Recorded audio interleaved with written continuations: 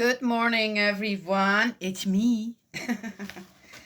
uh, and all the dogs are in here with me, too. Okay, now you were just laying down nicely, chewing on your, making kindling. Now I'm starting the video, and he says, I want to be part of it, too. So big. First things first, let's do the next part of the family pledge today. Because I want to say something to that. Sometimes my mind veers off on how should I start these things out, this, that, and then suddenly it becomes clear. I have a completely different idea on what I want to do, and then Spirit World comes to this. Let's do it this way. Family pledge number 5. Our family pledge is to strive every day to advance the unification of the spirit world and the physical world as subject and object partners by centering on true love.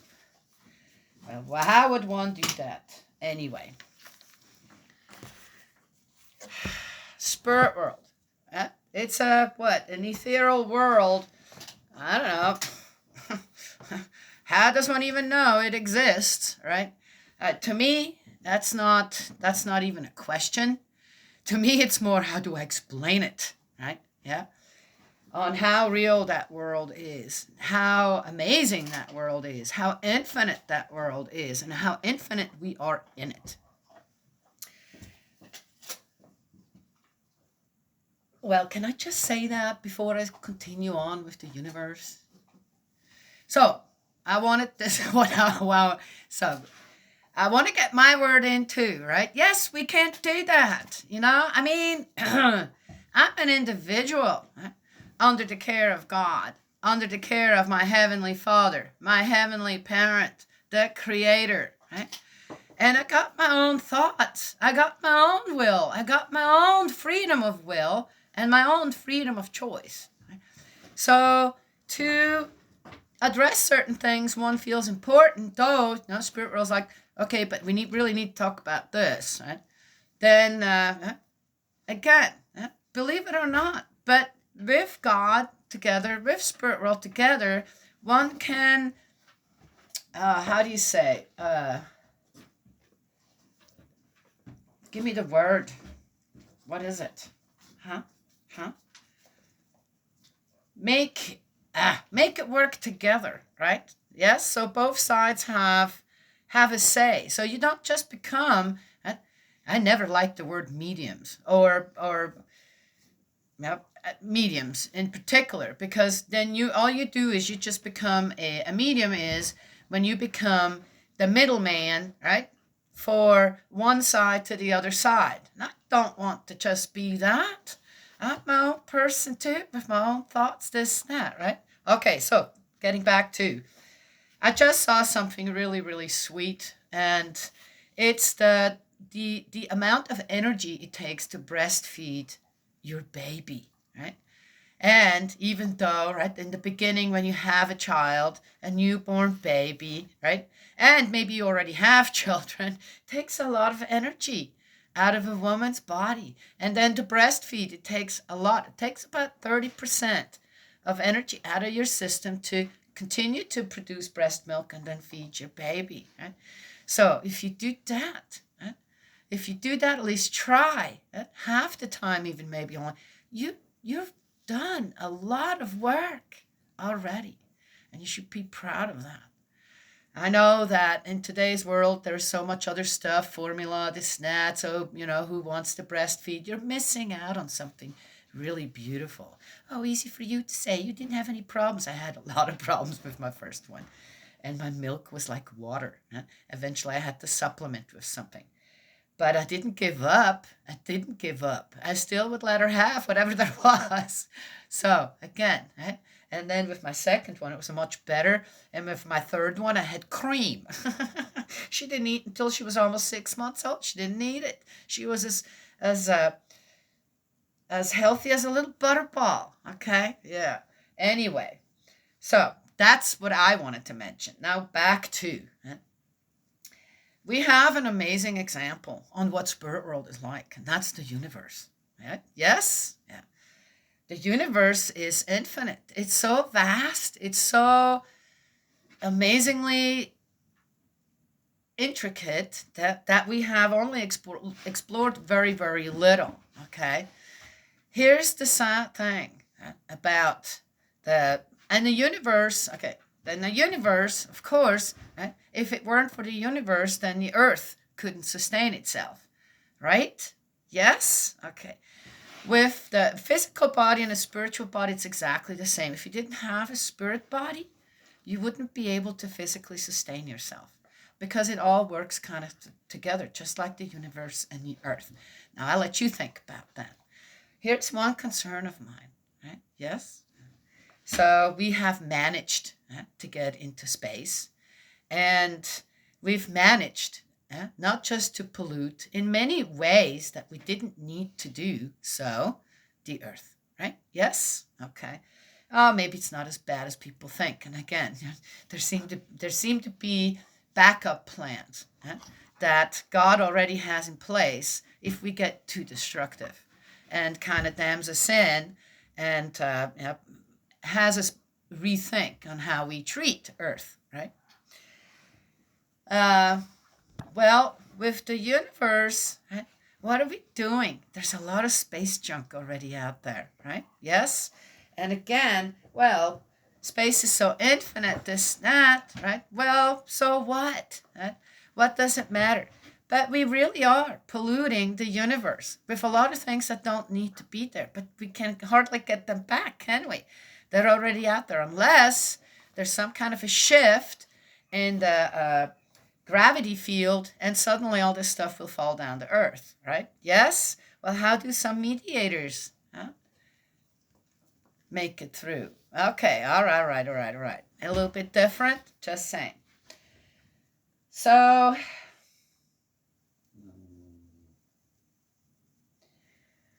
again, why do we have to do that?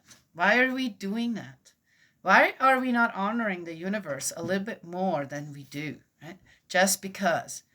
I think that if we can't first fix things here on Earth, and to live together in a peaceful society and all that, then why are we messing with infinite space, with the infinite universe? Why are we doing that? It's just a question. But again, so here's the universe, and as human beings, right? We got plenty of problems here on Earth, not just on how we treat the principles of creation, but also the principles of love. So we got plenty to work on, really, when it comes down to it. Here's the thing with spirit world, right? Yes, some people like the idea of hell, and does hell exist in spirit world? Just like space junk does in the universe now. It does. That's how it exists there. And it's very, in some ways, very unreachable. Who's the space junk in spirit world? Okay. I'll let you guys think about that too. But that's one way to get an idea on what spirit world is like, and what it is, and how infinite it is, and on how it also gets polluted in certain areas, right? With, well, our passing, with, okay, well, now I'm giving it away, right? And these areas then one has to try and clean them up. There are a lot of teachers and a lot of spirit teachers, and a lot of spirits who are restoring as well, working together with people on Earth. Yeah, right, yes, to restore some of that spirit junk that's going on, right? Yes. Anywho, so there it is. Easy way to explain it, but that's so when you look up at the stars the next time, and wonder, then imagine spirit realm. There are in the universe now I like the exploration of the universe with telescopes, okay? With certain readings maybe that they can do with that and find things, right? And people getting better and better on developing things, not to shoot up into space or this or that, but where we get a deeper look, right, into the universe. Well, isn't it the same as you grow older? You keep reading the Bible, you keep having the faith, this and that, and how you get a deeper look into God's heart as well? Well, there you go, right? Yes, I like that. I like to know, right, that certain planets are out there and what they're made up of, this, that, and what their function is. Right? And believe it or not, all the planets that are fairly close to us are sustaining Earth. They have a function towards Earth, okay, to sustain Earth, our living environment. Pretty amazing, isn't it? Yeah, I love that. But as far as trying to go out there and, I don't know, what do you want to establish out there? It's probably not going to be possible, right? But knowing, for example, the wormholes, for a long time, people thought that they were just sucking things in. Then, with greater knowledge, in a way, they found that no, it's actually also giving something out. A lot of healing, for example, for the ozone layers and stuff, right? Pretty amazing. Pretty amazing when you go and start reading up on it and understanding the universe with just the thought in mind on how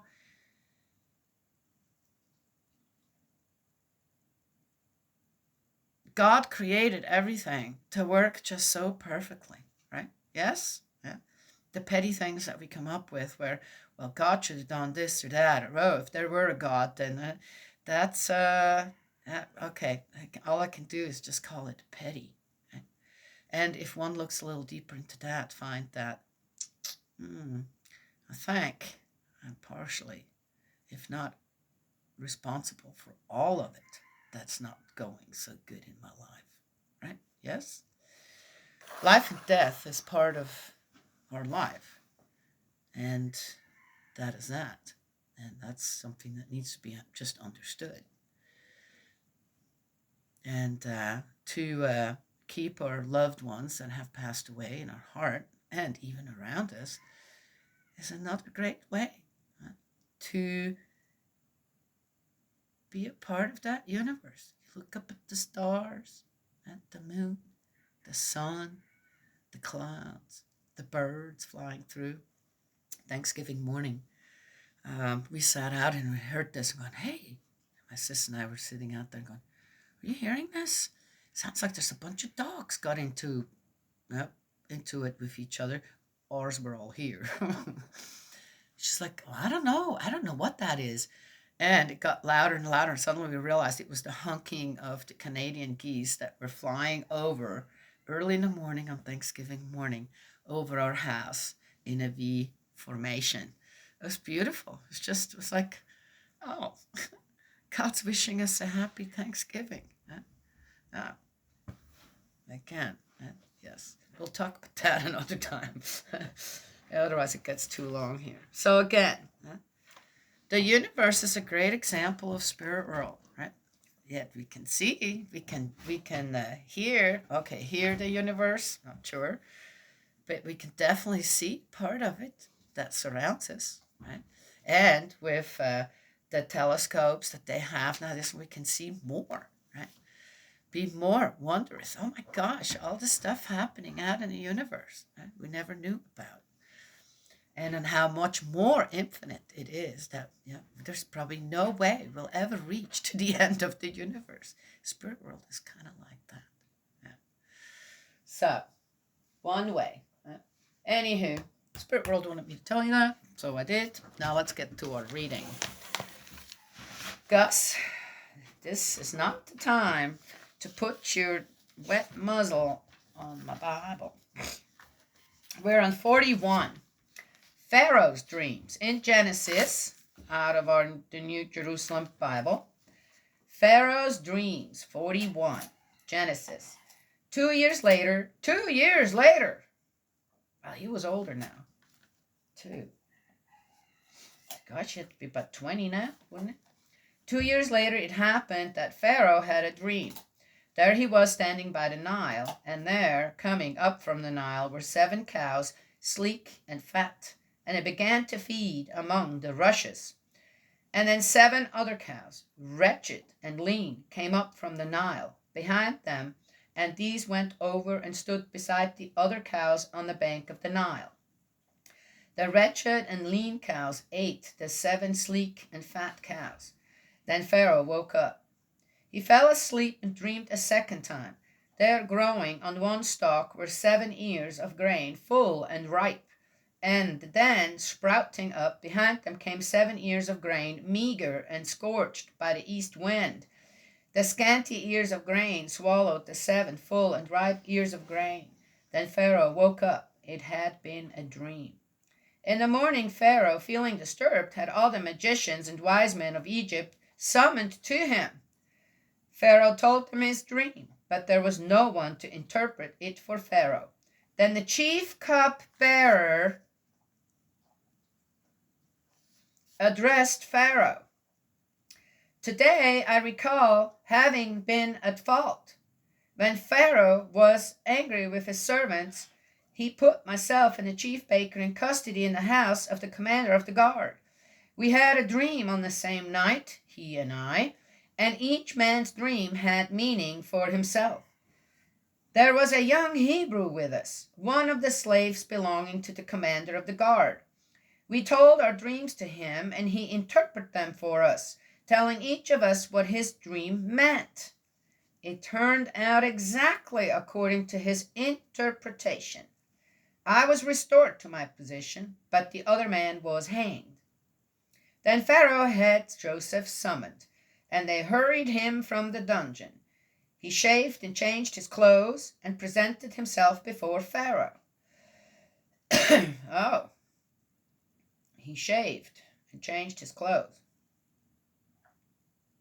Must have had a beard. Pharaoh said to Joseph,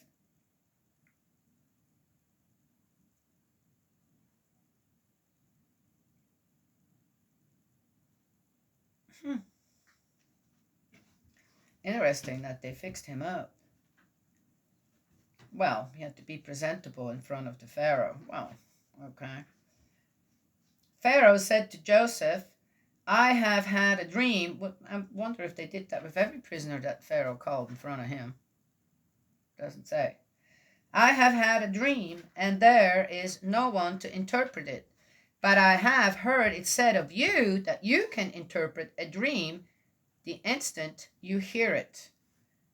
Ooh, I really like something about this 41. The language is very eloquent in many ways. Huh. Not I, Joseph replied to Pharaoh. God will give Pharaoh a favorable answer.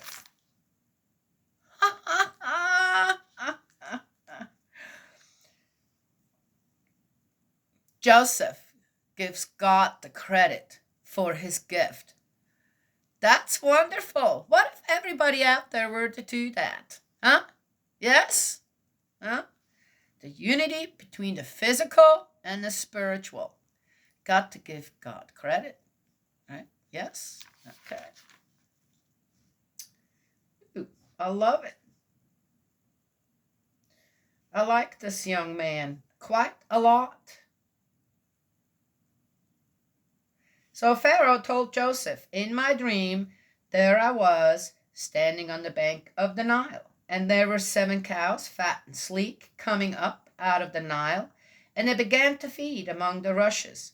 And then 7 other cows came up behind them, starved, very wretched and lean. I have never seen such poor cows in all Egypt.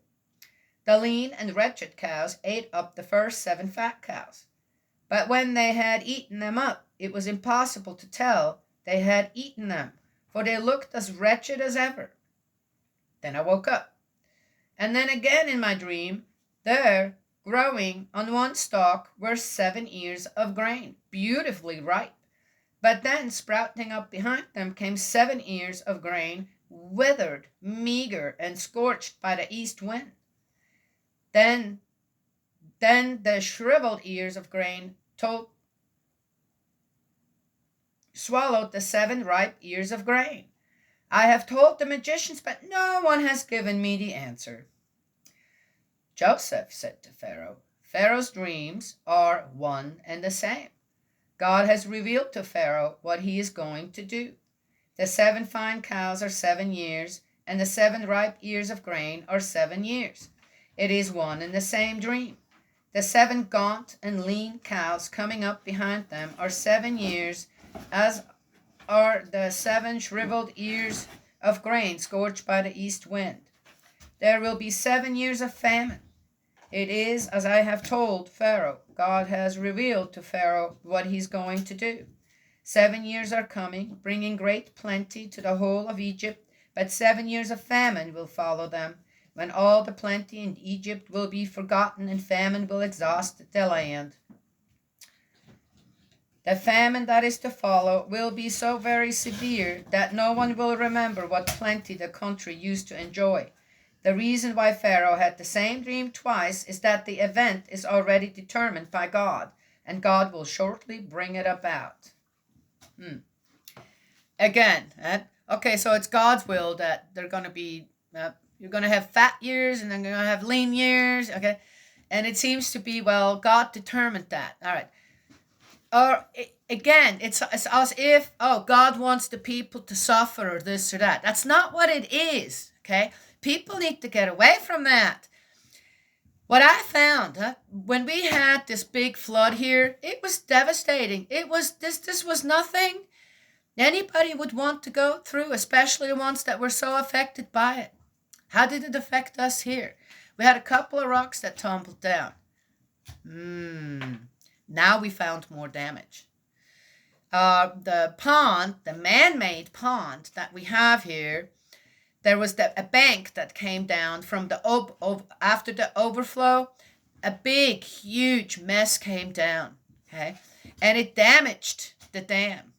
And there's water flowing now. We're not quite sure where it's coming from, but it may be draining the pond very slowly, and this pond might actually dry up.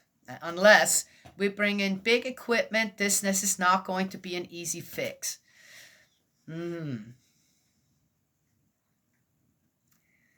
It's what it is.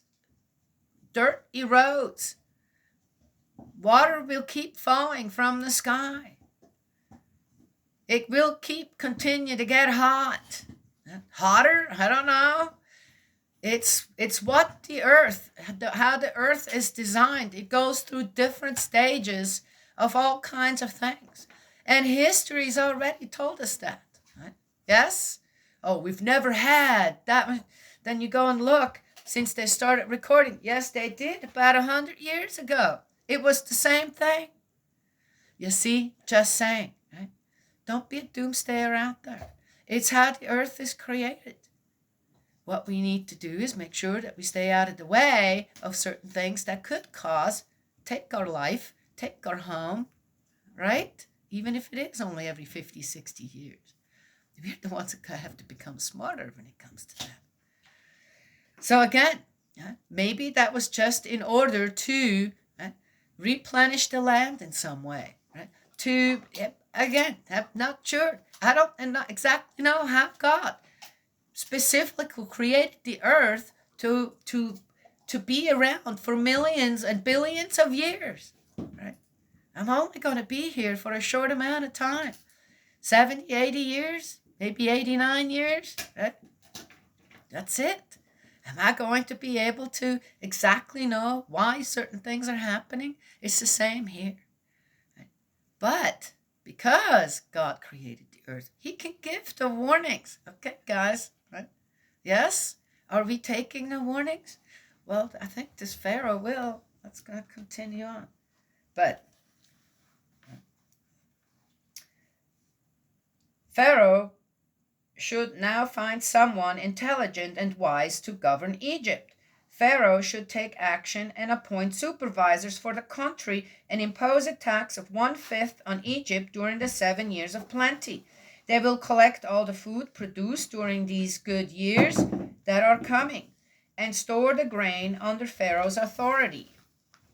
I wonder how they stored. I mean, sure. So how does that work that you can store grains if you start in the first for 7 years? Will it stay good for 7 years? Well, it's better than nothing. Even a little bit of rancid oil or rancid, if the flour is still good. It's just not fresh tasting anymore. Well, anyway, interesting. I wonder how they did that. How they stored all that exactly. Huh. Well, I think about things like that. They will collect all the food produced during these good years that are coming and store the grain under Pharaoh's authority, putting it in the towns and keeping it. Putting it in the towns and keeping it.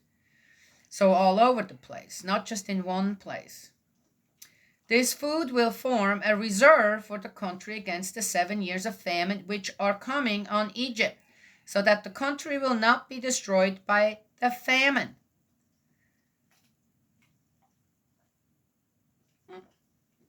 Very cool. Joseph's promotion. Pharaoh and all his ministers approved of what he had said. Interesting. Didn't question him at all.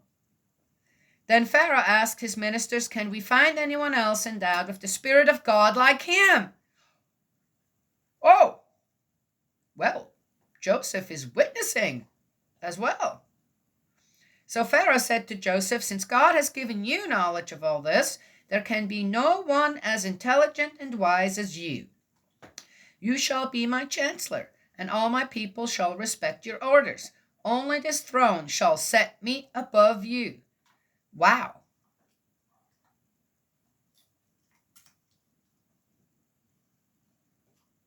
I'm not sure if you guys are getting this, but that's a pretty amazing thing here happening.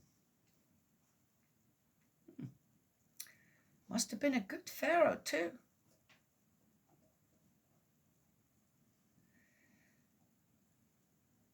Pharaoh said to Joseph, I hereby make you governor of the whole of Egypt. Pharaoh took the ring from his hand and put it on Joseph's. He dressed him in robes of fine linen and put a gold chain around his neck. He made him ride in the best chariot he had after his own, and they shouted, Abrek, Abrek, Abrek. What does that mean?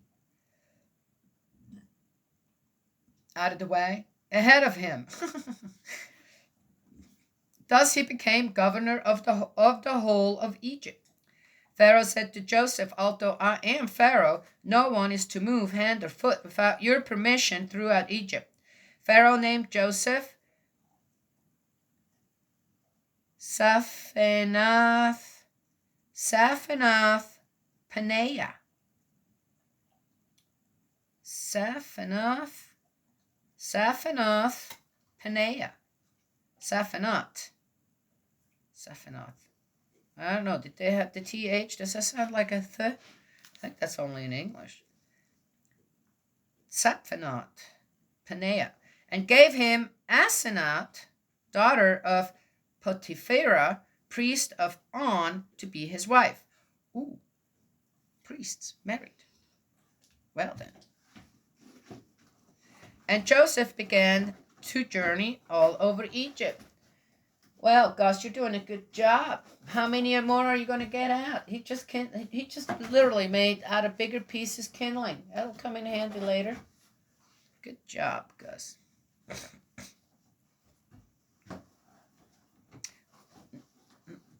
Joseph was 30 years old when he entered the service of Pharaoh, king of Egypt. How long was he in jail? Oh, he spent a bunch of time with that other guy and that woman.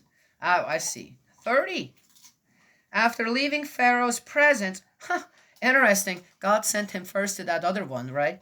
And he was taking care of everything there to the point where the guy that took him in didn't have to do anything anymore. So it's God gave him practice, right? Before he gave him a whole nation to take care of. Woo! I love it.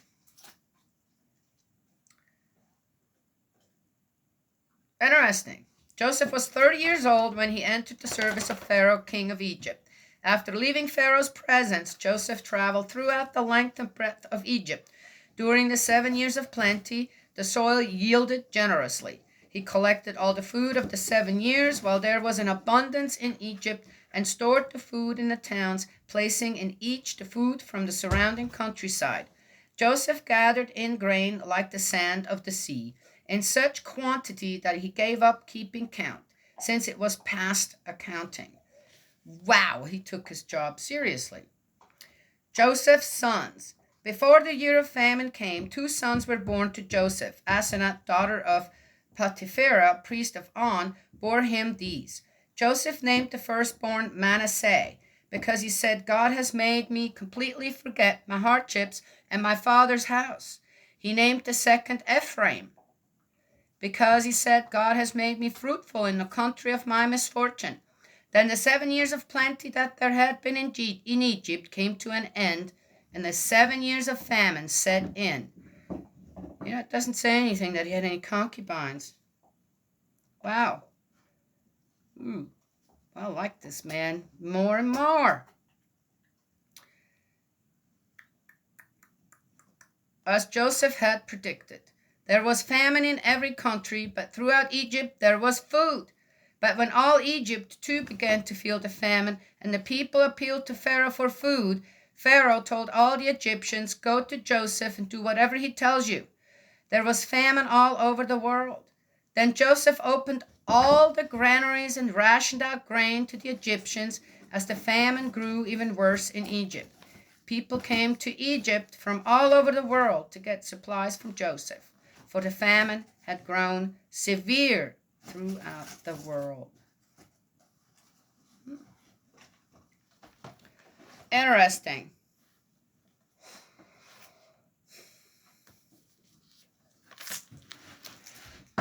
One could just take this again. I'm having a hot flash. Oof, hot, hot, hot. One could just take this again as just a physical story, right? But what was the pledge, number 5? Unite. Let's read that one more time. Because there's a famine going on, I feel, in the world. Yes?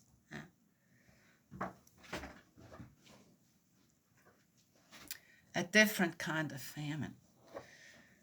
Number 5 of the family pledge. Our family pledge is to strive every day to advance the unification of the spirit world and the physical world as subject and object partners by centering on true love. When people forget the spirit world, when people forget that they don't just exist physically but spiritually as well, suddenly you start to deplete your cognizance, your conscience, your happiness starts to get depleted somehow, right? Yes? And you start to get physically more sick. Yes? Anyway, a lot of problems going on around the whole world when it comes to many of these different things. We still have plenty of food to throw out. I think that for us, this story is more how depleted we are in many areas when it comes to the heart, when it comes to love, true love. And our understanding on how the physical and the spiritual work together, should work together, but if we ignore it, it can't be united. Right? So maybe looking up into the, knowing where you are, where you live, you look up to the universe, could maybe help some people understand what spirit world's all about. Right? Yes? I don't know. I think it's a good example the guys came up with. I'm just giving it as best as I can with my own little ways of throwing some things in. Another laughing. All right, that's what I wanted to share this morning. It's time for the barn. He just loves me. Look at that big face. Huh? You're like a little bear in the house. Huh, Gus? Huh? Little black bear cruising around the house. Yeah.